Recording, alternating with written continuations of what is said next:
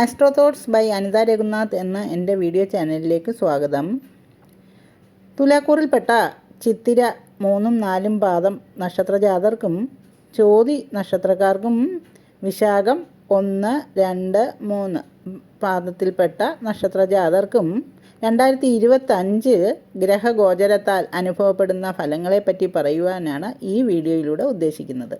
ആദ്യമേ തന്നെ പറയട്ടെ, 2025 മാർച്ച് 29 ശനിമാറ്റവും മെയ് 14 വ്യാഴമാറ്റവും ഏറ്റവും കൂടുതൽ ഗുണം നൽകുന്നത് തുലാം രാശി ജാതർക്കാണ്. എന്നിരുന്നാലും ഇവർക്ക് ഇപ്പോൾ 8ാം ഭാവത്തിൽ വ്യാഴവും 5ാം ഭാവത്തിൽ ശനിയും 6ാം ഭാവത്തിൽ രാഹുവും സഞ്ചരിക്കുന്ന കാലമാകയാൽ അത്യധ്വാനം കൊണ്ട് ക്ലേശവും ബന്ധനം, ശോകം, രോഗം, അതുപോലെ തന്നെ അഗ്നിഭയം, സർക്കാരിൽ നിന്നുള്ള ഭയം, ചോരഭയവും ഇങ്ങനെ ശാരീരികമായ കഷ്ടപ്പാടുമൊക്കെ അനുഭവപ്പെട്ടുകൊണ്ടിരിക്കുന്ന ഒരു സമയമാണ് ഇപ്പോൾ നടക്കുന്നത്. ഇവർക്കെന്നാൽ 6ാം ഭാവത്തിലെ രാഹുവിനെ കൊണ്ട് ശത്രുവിൻ്റെ മേലൊക്കെ ഒരു വിജയം നമുക്ക് പ്രവചിക്കാൻ സാധിക്കുകയും ചെയ്യും. എന്നാൽ ഇവർക്ക് മാർച്ച് 29 കൂടി ഇവരുടെ ആ ഒരു ശനി 6ാം ഭാവത്തിലേക്ക് വരുന്നത് അവർക്ക് ഈ ഒരു ഗുണഫലങ്ങളൊക്കെയാണ് അനുഭവപ്പെടേണ്ടത്. ശനി അനുകൂലമായി വരുന്നു എന്നറിയണം. അതുപോലെ തന്നെ മെയ് 14 ഇവർക്ക് ഇപ്പോൾ 8ാം ഭാവത്തിൽ നിന്ന് മറഞ്ഞു നിൽക്കുന്ന ഈ ഒരു സർവേശ്വരകാരകനായ വ്യാഴം ഇവർക്ക് ഭാഗ്യം കൊണ്ടുവരുവാനായിട്ട് 9 മാറുന്നു. അത് വളരെ അനുകൂലമാണ്. ഇവർക്ക് ഇതുവരെ ഈ ഒരു വർഷം കൊണ്ട് അനുഭവിച്ചിരുന്ന ഒരു ക്ലേശങ്ങൾക്കൊക്കെ ഒരു മോചനം ലഭിക്കുമെന്നറിയണം. അതായത് ഇതുവരെയും വ്യാഴം അഷ്ടമത്തിലായിരുന്നു. അഷ്ടമത്തിലെ വ്യാഴം എല്ലാ വിധത്തിലും ധനത്തിനും ആരോഗ്യത്തിനും പോലും മോശമാണ്. 9 വരുന്ന വ്യാഴം ഭാഗ്യവർധന ഉണ്ടാക്കും. സന്താന തടസ്സം നേരിടുന്നവർക്ക് ചികിത്സകളിലൂടെ ഫലപ്രാപ്തി ലഭിക്കാവുന്ന സമയമാണ്. വിദേശയാത്രയ്ക്ക് ശ്രമിക്കുന്നവർക്ക് നല്ല ജോലി ലഭിക്കുവാനും വിദ്യാവിജയം ഉണ്ടാകുവാനും പ്രവേശന പരീക്ഷകളിലെ വിജയത്തിനും അങ്ങനെ എല്ലാ വിധത്തിലും ഒരു സൽഫലം കിട്ടാനിടയുള്ള സമയമാണ് 9 വ്യാഴം നിൽക്കുന്ന ഈ സമയം. 2025 മെയ് 14 ശേഷമുള്ള സമയമാണ് ഇവർക്ക് അനുകൂലമെന്ന് പറയുന്നത്, വ്യാഴം 9 വരുന്നത്. എന്നാൽ മറ്റൊരു കാര്യം ഓർമ്മയിലിരിക്കേണ്ടത്, ഒക്ടോബർ 18 കൂടി വ്യാഴം വീണ്ടും ഒരു രാശിമാറ്റമുണ്ട് തൻ്റെ ഉച്ചക്ഷേത്രമായ കർക്കിടകത്തിലേക്ക്. അത് ഇവർക്ക് 10 വ്യാഴം എന്നുള്ള ഒരു അനുഭവമാണ് ഉണ്ടാക്കുന്നത്. 10 വ്യാഴം എന്ന് പറയുമ്പോൾ കർമ്മത്തിൽ ഗുരു, അത് മർമ്മത്തിൽ കുരു എന്ന് പറയുന്നത് പോലെ എന്ന രീതിയിലുള്ള ഒരു അനുഭവമായിരിക്കും അവർക്ക് അനുഭവപ്പെടുന്നത്. അതായത് 10 വ്യാഴം നിൽക്കുമ്പോൾ മർമ്മസ്ഥാനത്ത് കുരു വന്നതുപോലെ എല്ലായ്പ്പോഴും വൈഷമ്യങ്ങൾ ഉണ്ടാക്കിക്കൊണ്ടേയിരിക്കും എന്നുള്ളതാണ്. അതായത് കർമ്മരംഗത്തൊക്കെ ചില വിഷമങ്ങളൊക്കെ ഉണ്ടാക്കും എന്നുള്ളതാണ് അറിയേണ്ടത്. മേലധികാരികളിൽ നിന്നൊക്കെ ചില പ്രശ്നങ്ങളും അതുപോലെ തന്നെ കർമ്മരംഗത്ത് അപ്രതീക്ഷിതമായ ചില പ്രശ്നങ്ങളൊക്കെ ഉണ്ടാക്കാൻ ഉള്ള സാധ്യതയാണ് അവിടെ അത് പറയുന്നത്. അത് ഓർമ്മയിൽ വെച്ചുകൊണ്ട് വേണം ഇവർ മേലധികാരികളുമായിട്ടൊക്കെ ഒരു വഴക്കിനൊന്നും പോവാതെ അവർ അവരുടെ തൊഴിലിനെ സംരക്ഷിച്ചു കൊള്ളണം.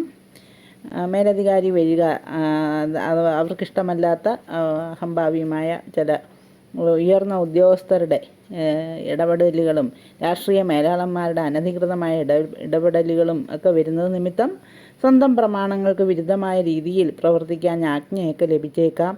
അത് വൈഷമ്യങ്ങൾ അങ്ങനെയൊക്കെ നേരിടേണ്ടിയൊക്കെ വരുന്ന ആ ഒരു സമയമാണ്. ഇങ്ങനെ മേലധികാരികളുടെയൊക്കെ ഒരു വിരോധവും പകയും ഒക്കെയാണ് ഈ 10 വ്യാഴം വരുമ്പോൾ നമ്മൾ പ്രതീക്ഷിക്കേണ്ടത്. ഈ സമയത്ത് നിയമം വിട്ട് പ്രവർത്തിക്കാതിരിക്കുക എന്നുള്ളതാണ് ഏറ്റവും ഉചിതമായ ഒരു കാര്യം. എന്നാൽ ഇത് അത്ര വലിയ നീണ്ട കാലയളവിലൊന്നും ഈ 2025 വെറും ഡിസംബർ 6 വരെ, ഒക്ടോബർ 17 മുതൽ ഡിസംബർ 6 വരെയുള്ളൊരു കാലഘട്ടമാണ് ഇങ്ങനെ 10 വ്യാഴം വരുന്നത്. ആ ഒരു സമയം ഇത്രയും സൂക്ഷിച്ചു കൊണ്ടാൽ മതി. വീണ്ടും ഇത് ഭാഗ്യസ്ഥാനത്തേക്ക് തന്നെ 9 വരുന്നു. അത് പിന്നെ ഒരു ജൂൺ 2026 വരെ അതവിടെ നിൽക്കുകയും ചെയ്യും. അപ്പോൾ ഈ ഒരു കുറച്ചൊരു കാലയളവ് സൂക്ഷിച്ചു കഴിഞ്ഞാൽ വ്യാഴം അനുകൂല ഫലം തന്നെയാണ് ഇവർക്ക് വരുത്തുന്നത്. ശനിയും അനുകൂലമായിട്ടുണ്ടല്ലോ. പിന്നെ ഇത് കൂടുതൽ ഇതിനെപ്പറ്റി കൂടുതൽ ബോധം വരേണ്ടത് രാഹു ഇവർക്ക് അനുകൂലമല്ല എന്നുള്ള ഒരു അവസ്ഥയും കൂടി അറിയണം. അതായത് വ്യാഴം അനുകൂലമായി വരുമ്പോൾ രാഹു കേതു ആക്സിസ് മെയ് 19 കൂടി മാറുന്നു. അത് അത്ര വലിയ അനുകൂലമായിട്ട് പറയുക വയ്യ. കാരണം ഈ രാഹു 5 കേതു ഇവർക്ക് 11 വരുന്നത്. അതായത് 12 നിന്ന വ്യയസ്ഥാനത്ത് നിന്ന കേതു 11 മാറുന്നു. ഈ മാറ്റം അത്ര നല്ല ഫലമൊന്നുമല്ല പ്രതീക്ഷിക്കേണ്ടത്. അതായത് 5 രാഹുവിൻ്റെ സ്ഥിതി വയറിന് ഉദര സംബന്ധമായ ചില അസുഖങ്ങളെ പ്രതീക്ഷിക്കണം. അതുപോലെ തന്നെ സന്താനങ്ങളാൽ ഉള്ള ഒരു മനപ്രയാസവും ഉണ്ടാവാനുള്ള സാധ്യത കണക്കിലെടുക്കണം. പ്രതീക്ഷിക്കുന്ന വിധത്തിലുള്ള ഫലലബ്ധി ഇല്ലായ്മയാണ് മറ്റൊരു ഫലം. ഈ കേതു 11 കേതു എങ്കിലും ചില ധനനഷ്ടമുണ്ടാക്കുവാനുള്ള സാധ്യതകൾ കേതു സൂചിപ്പിക്കുന്നു. അതുകൊണ്ട് ധനം വളരെ കരുതലോടുകൂടി വേണം വിനിയോഗിക്കുവാൻ. പ്രതീക്ഷിക്കുന്ന വിധത്തിൽ പ്രവർത്തന വിജയത്തിന് ചില തടസ്സങ്ങളൊക്കെയാണ് കേതു വരുത്തുന്നത്. അതുകൊണ്ട് തന്നെ ഈ രാഹു കേതുക്കളെ പ്രീതിപ്പെടുത്തേണ്ടതുണ്ട്. രാഹുവിനെ പ്രീതിപ്പെടുത്തുവാനായി നാഗക്ഷേത്രങ്ങളിൽ ആയില്യം തോറും സർപ്പപ്രീതികരമായ നൂറും പാലും പോലെയുള്ള വഴിപാടുകൾ നടത്തണം. കേതുവിനെ പ്രീതിപ്പെടുത്തുവാനായിട്ട് ഗണപതി ഭഗവാനെ പ്രീതിപ്പെടുത്തുന്നത് നന്നായിരിക്കും. മൊത്തത്തിൽ നോക്കിയാൽ തുലാക്കൂറുകാർക്ക് ഈ എല്ലാ തരത്തിലും ഇവർക്ക് ഐശ്വര്യവും സന്തോഷവും ലഭിക്കും. കാര്യമായ ശ്രമമില്ലാതെ തന്നെ പ്രശ്നങ്ങൾ പരിഹരിക്കപ്പെടും. ശത്രുക്കൾ പോലും സുഹൃത്തുക്കളാകും.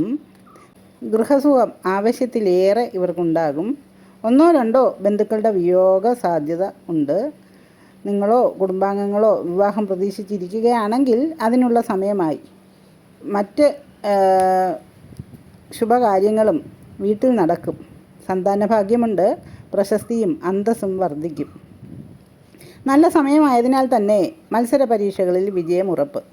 പദവിയും അധികാരവും ഉണ്ടാകും. സാമ്പത്തിക നില നല്ലതായിരിക്കും. സംരംഭങ്ങളിലെല്ലാം ലാഭവും വിജയവും കൈവരും. വസ്തുവകകൾ, സ്വർണ്ണാഭരണങ്ങൾ തുടങ്ങിയവ വാങ്ങും.